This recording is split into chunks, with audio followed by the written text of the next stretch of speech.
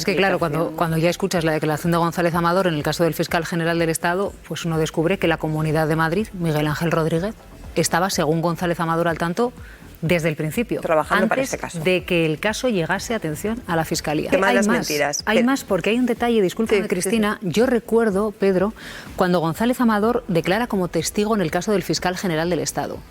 Y él lo que dice es que le comunica a Miguel Ángel Rodríguez que está siendo sometido a una inspección fiscal antes incluso de que esa inspección fiscal llegue y esté en manos de la Fiscalía. Es decir, Miguel Ángel Rodríguez conocía este caso desde el principio.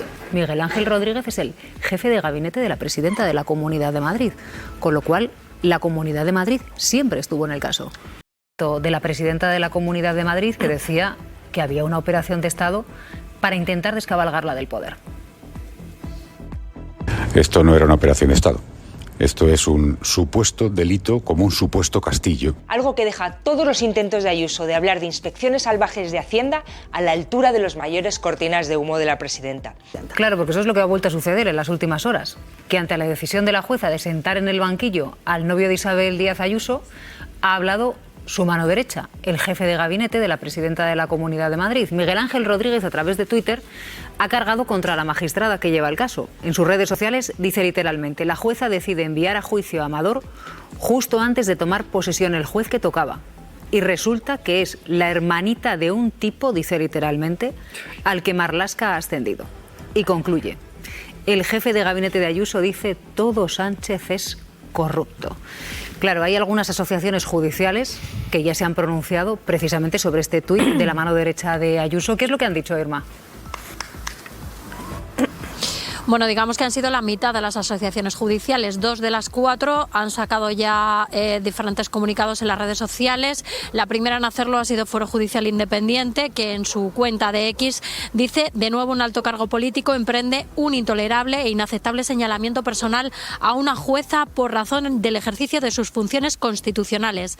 El poder político, da igual su ideología, no acepta contrapesos ni la igualdad de todos los ciudadanos ante la justicia. Y la Asociación de Jueces Francisco de Vitoria ha salido también esta mañana en su red social de X para decir que es inaceptable que un alto cargo político señale y acuse a una jueza que cumple con su labor porque discrepe del contenido de una resolución. Estas declaraciones, dicen, dañan gravemente la separación de poderes y menoscaban la confianza ciudadana en la justicia. Esta es la reacción a esta hora de 2 de las 4 asociaciones judiciales. Yo creo que levantar insidias sobre una juez tan conocida y que lleva tantos años y que tiene una experiencia brutal en instrucción, pero es que esta juez que ha abierto el juicio oral al señor González Amador, una decisión por lo demás totalmente natural y espontánea en el trámite del procedimiento, era lo que tocaba, no tenía otro margen. Esta señora fue la que instruyó contra el exdelegado del Gobierno en Madrid la causa del 8M. O sea, fijaos si sigue instrucciones sanchistas que tuvo investigado al delegado del Gobierno en Madrid, ¿no? Y claro, es atribuir insidias de intencionalidades políticas a los jueces cuando esto no tiene ningún soporte en la realidad. A mí me parece de una gravedad inusitada. A mí lo que me sorprende es que menos mal que es un ciudadano particular, porque le ha faltado tiempo a la mano derecha de Díaz Ayuso, que es el jefe de gabinete, a Miguel Ángel Rodríguez, para poner a caer de un burro a la jueza, ¿no? Porque eso es lo que llama la atención. Por hacer su trabajo, Primero es la presidenta de la Comunidad de Madrid la que defiende a su novio desde el atril institucional de la comunidad. Claro, y ahora que la jueza le sienta en el banquillo a González Amador, resulta que es, ya no Ayuso, es su jefe de gabinete, cargo político, quien sale en su defensa. Alguna cosa más, Silvia, porque lo que nos sucedería a cualquier ciudadano particular. Un apunte también sobre la Guardia Civil. Claro, es un poco agotador tener que descender al detalle de todas las insidias que se lanzan de forma absolutamente gratuita y que se desmontan de forma sencilla, pero que nos lleva tiempo. Al general de división ascendió el hermano de la jueza hace más de un año, hace año y medio.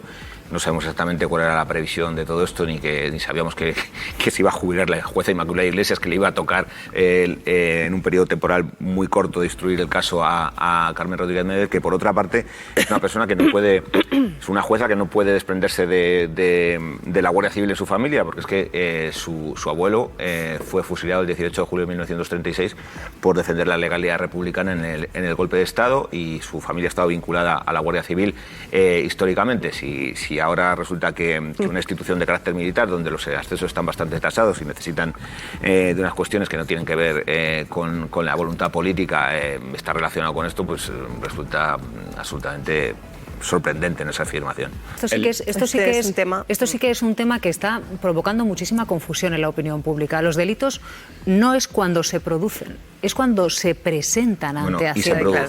Y se producen también, pero uno de ellos, o sea, el original, digamos, se produce cuando ya están juntos, porque es cuando González Amador de la renta incorrecta, presenta cuando la declaración de la renta. Es decir, si él a la hora de presentar esa declaración de la renta dice, oye, me voy a cortar y voy a reconocer que tengo que pagar más dinero, pues se habría solucionado. Pero ahí ya estaba con la presidenta de la Comunidad de Madrid. Son las dos declaraciones de la renta. Es decir, él engaña a Hacienda. El 20 y el 21. Engaña a Hacienda. El impuesto de sociedades se tiene que realizar en los 25 días siguientes, o transcurridos los 6 meses del ejercicio anterior. Es decir, el del 20 en julio de 2021. Exacto. La primera noticia de la relación es que probablemente ya llevaba meses, porque son unas fotos, una revista del corazón, un viaje a Ibiza de la pareja, son de mayo de 2021. La primera declaración fraudulenta ya se hace estando juntos, la segunda también. Pero es que hay una de las facturas falsas más escandalosas, que trata de 922.000 euros, relacionada con una comisión de mascarillas que no se lleva a producir nunca en Costa de Marfil, que se hace el 10 de octubre de 2021, es decir, ya unos cuantos meses después de que conociéramos la relación. Es decir, no solamente se engaña a Hacienda, se materializa ese engaño a Hacienda con las dos declaraciones de la renta cuando tienen una relación sentimental juntos, sino que es que hay facturas falsas realizadas cuando la relación ya está en marcha. Hay más, porque hay un detalle, discúlpame, Cristina. Yo recuerdo, Pedro, cuando González Amador declara como testigo en el caso del fiscal general del Estado. Y él lo que dice es que le comunica a Miguel Ángel Rodríguez que está siendo sometido a una inspección fiscal antes incluso de que esa inspección fiscal llegue y esté en manos de la Fiscalía. Es decir, Miguel Ángel Rodríguez conocía este caso desde el principio. Miguel Ángel Rodríguez es el jefe de gabinete de la presidenta de la Comunidad de Madrid, con lo cual la Comunidad de Madrid siempre estuvo en el caso. Claro, en el momento en el que tú trasladas un problema personal a la persona que es el gran asesor de tu pareja, que tiene un primer puesto de relevancia política, evidentemente, pues ya sabes, estás trasladando con eso, que sabes que eso es un problema para la persona que vive contigo, que tiene un puesto político de primera magnitud. Con lo cual, decir que la tesis de que, bueno, esto se lo encontró Isabel Díaz Ayuso cuando el diario.es reveló que había una querella de la Fiscalía contra su pareja, o que tuvo que siquiera ponerse a la carrera y a hablar con él y salir, como estaba describiendo Pablo, los tiempos, dando una primera reacción, probablemente cuando no tenía todos los datos, pues es muy difícil de creer. De hecho, lo que acabas de decir, pues tira por tierra esa versión. Claro, a no ser que González Amador se lo dijese al jefe de gabinete de la presidenta de la Comunidad de Madrid y no a su pareja. ¿Alguna relación tenían? Hay WhatsApp entre ellos muy directos. Sí. Y de hecho, González Amador, fijaos si estaba introducido el jefe de gabinete, que le envía los mensajes de su abogado. Claro. Cosa que no se hace y le pone con los medios de comunicación. Particular. La explicación. De hecho, la relación, el contacto, porque así lo ha declarado uno de los periodistas que compareció en sede judicial, en el Tribunal Supremo, quien le pone en contacto con González Amador es Miguel Ángel Rodríguez. Quiero decir, me parece una versión de una ingenuidad que no se soporta. Entonces es que, claro, cuando ya escuchas la declaración de González Amador en el caso del fiscal general del Estado, pues uno descubre que la Comunidad de Madrid, Miguel Ángel Rodríguez, estaba, según González Amador, al tanto desde el principio, trabajando para este caso, de que el caso llegase, atención, a la Fiscalía. Se incorpora a nuestra tertulia Pedro Águeda. Muy buenos días, Pedro. Buenos días, Silvia. Bueno, en las últimas horas hemos visto cómo se da un paso importante. Estamos hablando ya de 6 delitos, uno de ellos nuevos, que es integración en grupo criminal. Sí, en el auto de apertura de juicio oral se recogen todos los delitos por los que acusan las acusaciones y en este caso, pues después de que Fiscalía y Abogacía del Estado presentaran sus escritos en los que piden los dos 3 años y 9 meses de cárcel por 2 delitos de fraude fiscal en concurso con la falsificación de las facturas, falsificación de documentos para conseguir ese fraude fiscal, pues la acusación popular que ejercen PSOE y Más Madrid incluyó el delito de grupo criminal, que no es organización criminal exactamente. La diferencia principal es que para la organización criminal, que tanto vemos en los casos de corrupción y demás y en otros, se necesita una estructura estable para delinquir. En esta, con que se concierten, dice la acusación popular en su escrito, los acusados para cometer el delito, pues bastaría para poder acusar de grupo criminal. Además introduce también PSOE y Más Madrid el delito contable y no pueden acusar de fraude fiscal porque por la doctrina establecida de eso ya defiende a la Agencia Tributaria y la Abogacía del Estado. ¿Cómo sospecha la jueza que actuaban? Porque ella habla de un grupo criminal que se basaba en un entramado de facturas falsas, 15 en concreto, si no me equivoco. González Amador fue descubierto porque la Agencia Tributaria trabaja así con todo el mundo, de una forma bastante intensa, y de eso habría mucha gente que podría dar cuenta, por su experiencia personal. En 2020, González Amador, que es un empresario, no aquel técnico sanitario que se presentó en su momento, sino un empresario y un comisionista, dispara su facturación. Y sin embargo, la Agencia Tributaria detecta que ahí pasa algo, porque eleva exponencialmente su facturación, casi 2 millones de euros, y sin embargo paga menos impuestos que el año anterior. ¿Cómo puede ser esto? Motivo de sobra para que inicie cualquier investigación la Agencia Tributaria. La inicia y empieza a darse cuenta que hay cosas que no concuerdan, que cuando empieza a analizar la documentación que requiere al empresario, pues ahí lo que hay es facturas falsas que han justificado unos gastos que aminoraban su carga tributaria. Es decir, he tenido tantos gastos que aunque he ganado mucho más dinero, al final casi he salido perdiendo. Bueno, pues esto es lo que detecta como indicio para seguir investigando y empieza una investigación de 19 meses que finaliza en ese contundente informe de la Agencia Tributaria, que es el que sostiene toda la causa. Hay que señalar que uno de los testimonios clave en esta causa es el de la inspectora de Hacienda, precisamente. La jueza le pregunta si ella conocía a González Amador. Ella en el juicio dice que no, que se enteró mucho después de quién era realmente González Amador.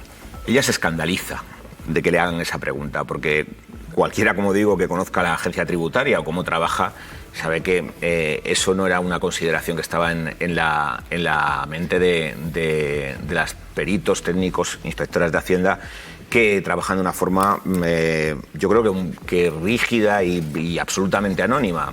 Yo creo que la primera noticia sobre la relación de González Amador con su pareja es de mayo de 2021. Lo que sí tenemos claro, quiero decir, ellas dicen que no entran en temas personales, que no tienen ni con contestar esa pregunta. El juez corta la respuesta y lo que sí está claro, lo que sí ocurre es que en el trabajo de la Agencia Tributaria, luego de la Fiscalía, pues se demuestra que varios de las acciones que participan de ese delito que comete González Amador se producen después de mayo de 2021, cuando empieza la relación con la presidenta madrileña. Así que hay 2 delitos de fraude fiscal, 2 de falsedad documental, un delito contable continuado y 1 de pertenencia a grupo criminal.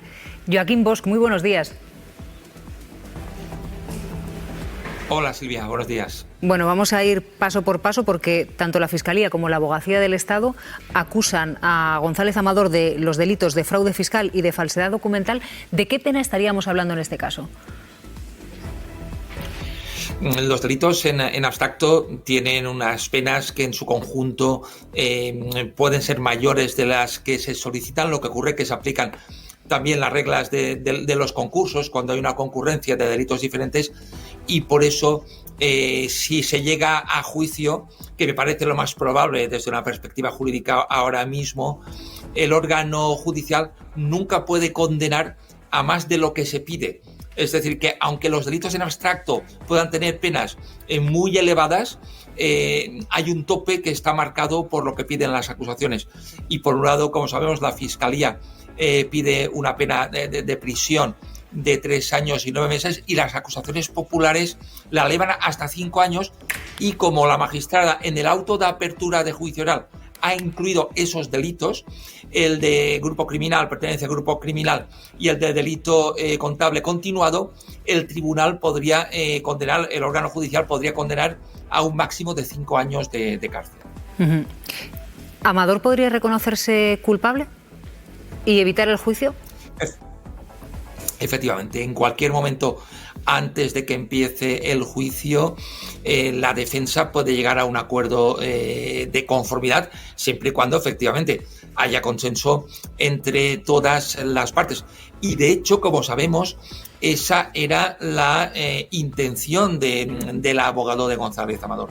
Llegar a un acuerdo desde el principio que asegurara una pena que no durase más de 2 años de cárcel, con lo cual se evitaría el ingreso en prisión si se pacta también la suspensión. Lo que ocurre es que el acuerdo de conformidad ahora se ha complicado.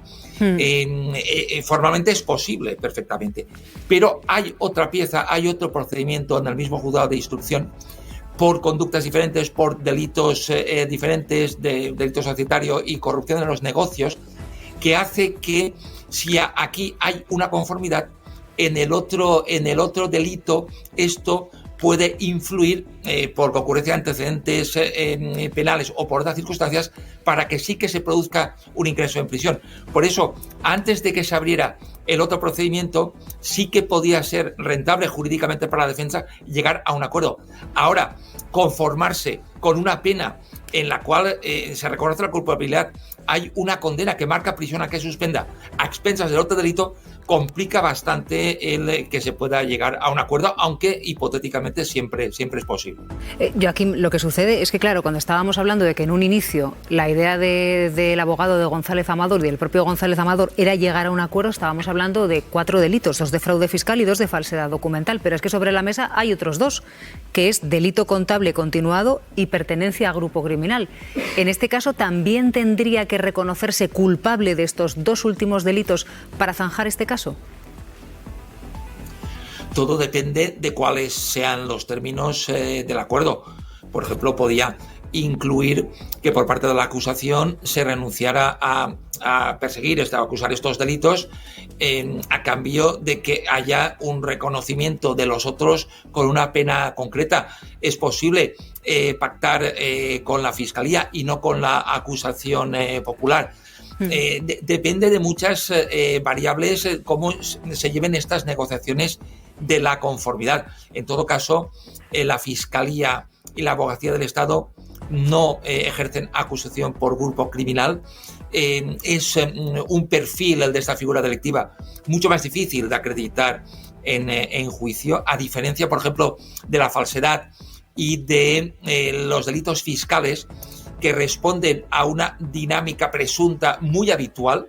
Cuando oyes los vídeos, ¿no?, los audios de la inspectora de Hacienda, esto en los juzgados de instrucción, cuando hemos llevado decenas de casos muy parecidos, como decía, esa música y esa letra es muy parecida, digamos que tiene un fundamento mucho más claro. En cambio, lo de la pertenencia al grupo criminal a mí me parece más difícil que se pueda acreditar en juicio, y esto puede ser un elemento a la hora de que se pueda llegar a un acuerdo de conformidad si es que resultará posible. Claro, porque la jueza sienta en el banquillo a González Amador por estos 6 delitos en una causa, pero es que tiene otra causa separada, como decía Joaquín Bosch, por corrupción en los negocios. En esta causa de corrupción en los negocios, en esta segunda, ¿por qué se le investiga en concreto, Pedro? Pues por uno de los asuntos más llamativos que ofreció toda esa investigación, las tripas de esa investigación de Hacienda. Alberto González Amador compró una sociedad que había facturado 30.000 euros el año anterior, que tenía como capital 2 instrumentos amortizados de depilación y un ordenador portátil, ni empleados ni nada más, y se la compró a la mujer del directivo de Quirón, el gigante sanitario que factura a la Comunidad de Madrid todos los años casi 1.000 millones de euros, por 500.000 euros. Esto llamó poderosamente la atención de los investigadores y precisamente de la acusación popular, que dijo, antes de llegar a un acuerdo, oigan, aquí nosotros vemos más delitos, amplíese la investigación porque esta operación pinta muy mal. Pinta tan mal que tanto la Fiscalía ya a día de hoy, la Abogacía del Estado, las acusaciones populares detectan que esos 500.000 euros, ese precio desorbitado que pagó Alberto González Amador a la mujer del directivo de Quirón, podrían ser el pago encubierto de una comisión. Es decir, el directivo de Quirón facilitó que Alberto González Amador diera ese gran pelotazo de los 2 millones de euros que luego no quiso tributar justamente a Hacienda. Y lo hizo porque, además de directivo de Quirón, se sentaba en el Consejo de Administración de una empresa que compraba ese material. según esta acusación, se habría concertado con González Amador para que esa empresa, él influir en esa empresa para que comprara el material, González Amador se llevara la comisión de 2 millones de euros, pero que le reservara a él una parte. ¿Y cómo se la pagaba sin hacer una transferencia bancaria? Pues comprando a su mujer una empresa que apenas valía por $500.000 de euros. Es decir, la jueza estaría estudiando en el caso de corrupción en los negocios si hay una supuesta comisión encubierta a uno de los directivos de Quirón. Sí, y eso lo concreta en el delito de corrupción en los negocios, también se amplió por administración desleal, y eso es lo que se investiga en la pieza separada, que por cierto ya cuenta con la participación de la Unidad Central Operativa de la Guardia Civil, a propuesta de la Fiscalía, acuerdo de la jueza que arrancó el caso, y ya sabemos que la Unidad Central Operativa ya está trabajando en un informe sobre el caso de Alberto González Amador, porque según la Fiscalía, según la jueza, había adquirido tal complejidad que necesitaba de una unidad especializada para su informe. Bueno, vamos a acercarnos de nuevo a los juzgados con nuestra compañera Irma Frigenti, porque claro, González Amador tiene todavía pendiente un recurso en la Audiencia Provincial. ¿Y ese recurso, Irma, podría dejar en suspenso el juicio? Bueno, ese recurso en realidad lo que pedía es que se incorporasen a la causa 2 testificales nuevas y una pericial tributaria que él mismo ha encargado. En cualquier caso, no es un recurso suspensivo, el procedimiento contra González Amador continúa, el auto de juicio oral de la apertura de juicio oral no es recurrible y habrá que estar a lo que diga la Audiencia Provincial de Madrid de si se deben practicar o no esas diligencias antes de pasar a la fase de juicio oral. Esas diligencias que fueron propuestas por su defensa las rechazó la magistrada instructora porque consideró que ya tenía todo el material probatorio suficiente para sentarle en el banquillo. No obstante, sí que le dejó la puerta abierta a la defensa a que pudiera proponerlas en la fase de juicio oral. Se trata de una pericial tributaria de parte encargada por la defensa que iría en el sentido de desvirtuar el relato de la agencia tributaria y que se centra en los negocios del empresario en Costa de Marfil, concretamente en una factura de más de 900.000 euros que emitió Gallani, una empresa que está vinculada a otro de los procesados, a Maximiliano Niederer. Lo que dice la agencia tributaria es que esa factura es falsa porque se contabilizó a unas sabiendas de que esa operación de intermediación con el gobierno de Costa de Marfil no había salido adelante y se contabilizaron esos más de 900.000 euros.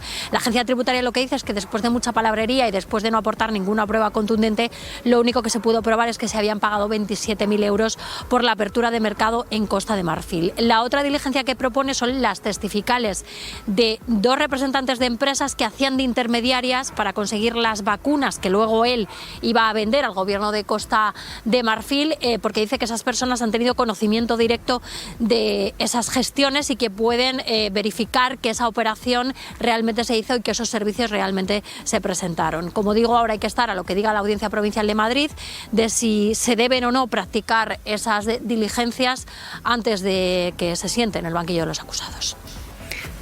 Joaquín, ¿hay alguna posibilidad de que al novio de Ayuso le quede algún recurso para evitar el banquillo? Ese último cartucho precisamente estaría en la Audiencia de Madrid, a la que se le ha pedido la posibilidad de practicar esas diligencias que se acaban de comentar. Lo cierto es que en líneas generales las audiencias, cuando no se puede descartar la concurrencia de delito y que haya indicios contra la persona investigada, quieren que los asuntos vayan a juicio. Es decir, no se quiere comprensiblemente que en la instrucción haga una valoración acabada de la prueba, porque no es su función. La función del juzgado de instrucción es analizar todas las diligencias practicadas y si hay indicios básicos de delito esenciales y no se puede descartar que hubiera una condena en juicio, es en el juicio donde todo se tiene que decidir. Y estas pruebas que se han pedido pudiera tener hipotéticamente alguna relevancia esta pericial alternativa que plantea la defensa, únicamente si la audiencia considera que es absolutamente determinante, porque podría excluir de una manera taxativa la comisión de delito, ordenaría que se practique. Si se puede practicar en el juicio, porque no desvirtuaría esos indicios esenciales que constan en la causa, la audiencia confirmaría que se celebre el juicio y ratificaría la decisión del juzgado de instrucción.